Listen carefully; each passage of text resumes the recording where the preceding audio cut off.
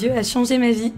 Bonjour, je suis avec François Boissineau. J'ai la chance d'avoir un témoin avec une histoire tout à fait particulière aujourd'hui. Dieu a changé votre vie, une conversion qui passe du tout au tout et qui commence par une date. Si je vous dis le 18 décembre 2013, il y a eu un avant, un après. Oui, c'est sûr que le 18 décembre 2013 est une date qui a marqué mon existence à tout jamais. Alors je pense que ça a commencé quand vous étiez étudiant. On va revenir un petit peu en arrière dans vos premières années. Qu'est-ce qui s'est passé pendant que vous étiez étudiant ? Et en fait, lorsque j'étais étudiant, j'étais déjà un adulte extrêmement anxieux, angoissé par la vie, les perspectives professionnelles, etc. Et en fait, je cachais cette anxiété dans l'alcool.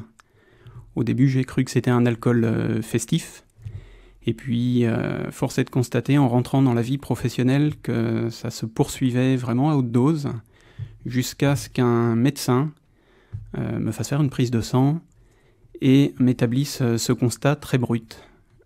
C'est-à-dire que j'étais vraiment alcoolique à 26 ans. Donc un diagnostic posé à 26 ans, vous êtes alcoolique. Comment est-ce que vous recevez cette nouvelle ? Le refus. Le refus de pouvoir croire que j'étais aliéné comme ça, en me disant que de toute façon, l'alcool, je gérais sans aucun problème et que j'y arriverais tout seul. Et pourtant, j'ai constaté au bout d'une semaine que je n'y arrivais pas. Et ensuite, le fait de tenir 3 mois a été l'objet d'une lutte de tous les instants, dans laquelle il a fallu également que je bénéficie de l'aide de mes amis.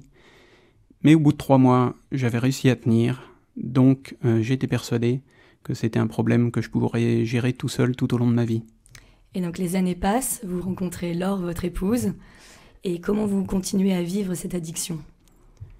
En fait, cet alcool ne m'a jamais quitté depuis ma vie d'étudiante, mes plus jeunes années professionnelles. Et en fait, je découvre que cet alcool, cette consommation très régulière peut prendre des proportions absolument incroyables dans des grandes périodes de stress, notamment 2 périodes de chômage assez longues. Et ce qui est extrêmement douloureux pendant toutes ces années, c'est que pour ne pas faire souffrir mon épouse, je suis obligé de lui cacher. Donc, on va dire que 95% de ma consommation d'alcool se fait en cachette. 5% visible de mon épouse, ce qui suffit pourtant à alimenter des discussions très tendues, parce qu'elle voit bien qu'il y a quelque chose qui ne va pas. Et je me souviens très bien même qu'un soir, elle me dit « François, lorsque tu as bu, tu n'es plus l'homme que j'ai épousé ». Donc c'était une souffrance vraiment très très profonde au quotidien. Et le 18 décembre 2013, il y a eu un point de rupture, un moment clé dans votre vie. Oui, un moment extraordinaire. Je n'y suis absolument pour rien. Et ce qui est incroyable, c'est que ce 18 décembre 2013, j'étais parti à une réunion commerciale avec mon équipe en étant absolument persuadé de ne rien boire, ce qui était extrêmement dur pour moi. Parce que le lendemain, je prenais la voiture avec un trajet de nuit, toute ma famille, mes 3 enfants, mon épouse. J'étais persuadé donc que pour ne pas mettre en jeu la vie de Laure et de nos 3 enfants, eh bien, j'arriverai à ne pas boire ce soir-là. Et je suis donc sorti très confiant avec mon équipe, et je suis rentré 3 heures après, complètement dépité, parce qu'une fois de plus, j'avais beaucoup trop bu. Et donc, pour la toute première fois de ma vie, il a fallu que je me rende à l'évidence, c'est-à-dire que jamais je n'arriverai à vaincre cette dépendance à l'alcool. Alors à ce moment-là, François, pour vous, c'est une révélation. Vous ne pourrez pas vous en sortir seul. Et quelle est la suite ? Alors la suite, c'est déjà que je me dis que je vais annoncer à Laure le lendemain matin que je lui mens depuis 12 ans que nous sommes mariés et qu'en fait je suis alcoolique depuis très très longtemps et que je lui cache ma consommation d'alcool. Et j'ai juste le temps d'avoir des très sombres pensées sur l'avenir quand j'entends une voix très claire qui me dit « François, c'est fini, tu es délivré ». Alors je me souviens de ce moment comme si c'était hier. Je suis tombé à genoux auprès de mon canapé. j'ai senti une chaleur immense et incroyablement douce qui m'envahissait le corps. Et vraiment comme l'impression que des torrents de boue s'évacuaient de mon corps. Donc je suis là allé louer le Seigneur et prier à côté de la crèche, sans comprendre du tout ce qui m'était arrivé. Et puis je me suis endormi dans mon salon au milieu de la nuit. Dieu a changé ma vie, RCF Nord de France. Et le lendemain matin, Laure vous a trouvé dans le salon? Oui, alors Laure m'a trouvé à la table du petit déjeuner avec une idée, je pense, déjà bien arrêtée sur la raison qui avait fait que je n'avais pas été capable de monter les escaliers jusqu'à la chambre la veille. Et là, je lui ai dit non, ma chérie, je vais t'expliquer ce qui s'est passé hier, ce n'est pas ce que tu penses. Et c'est absolument incroyable parce que donc Laure m'a répondu: François, le Seigneur s'est adressé à toi hier, tu as beaucoup de chance, j'espère que cela m'arrivera également. Donc une action de grâce pour vous deux, pour votre famille. Oui, quelque chose de totalement inexplicable qui nous dépasse totalement. Donc les semaines passent, les jours passent. Comment est-ce que ce miracle dans votre vie se répercute ensuite? Eh bien, au quotidien, je suis vraiment complètement retourné, ce qui fait que je ne bois plus un verre d'alcool, ce qui passe pas forcément inaperçu dans la période de Noël. Je rappelle juste que le médecin vous avait diagnostiqué alcoolique et que la seule chose pour s'en sortir, c'était un sevrage total et définitif. Voilà, tout à fait. Je me souviens de ces mots du psychiatre qui avait eu ce diagnostic vraiment très clair, qui était que la seule solution pour se sortir de l'alcoolisme, quand le diagnostic était posé, c'était un sevrage total et définitif. Donc j'avais effectivement à la fois cette sentence en tête, et puis cette parole qui m'avait été adressée le 18 décembre.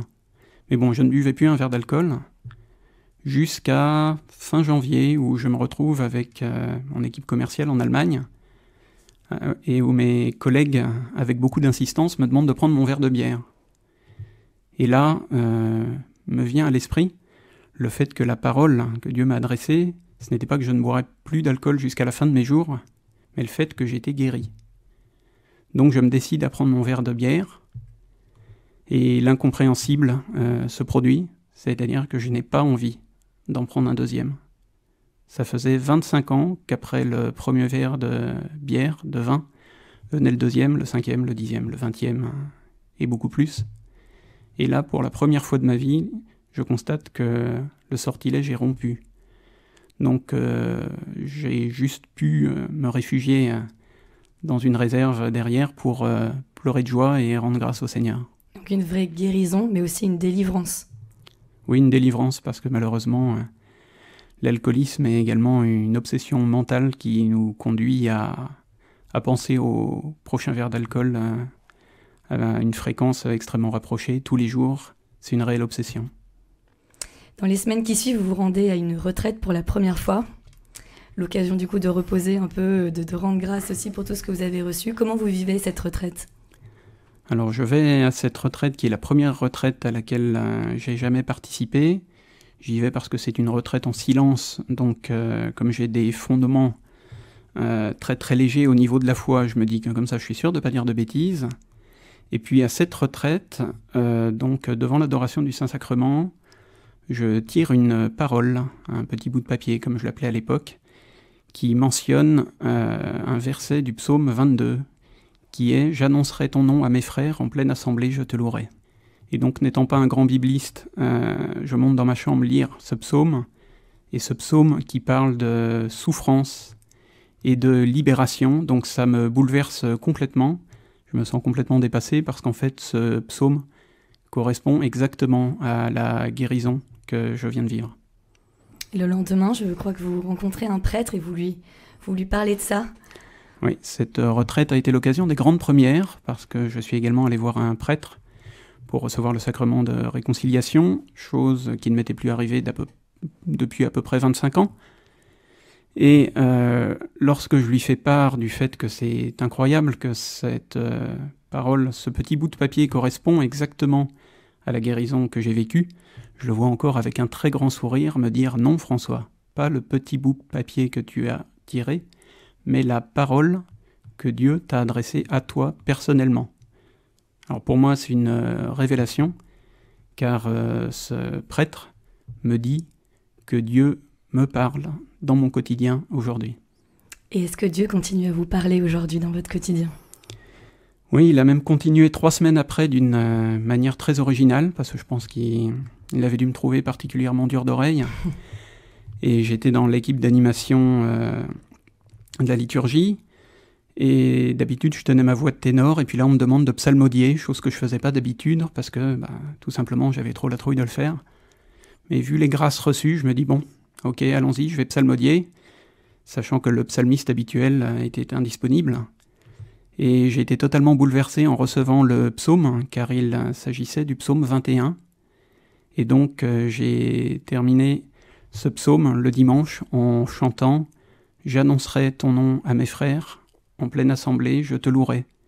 Donc j'ai pu constater, effectivement, pour répondre à votre question, que Dieu me parlait et pouvait me parler dans ma vie de multiples manières. Merci François, merci pour votre témoignage et de nous avoir permis d'avoir tout simplement votre histoire. Merci beaucoup. Merci à vous.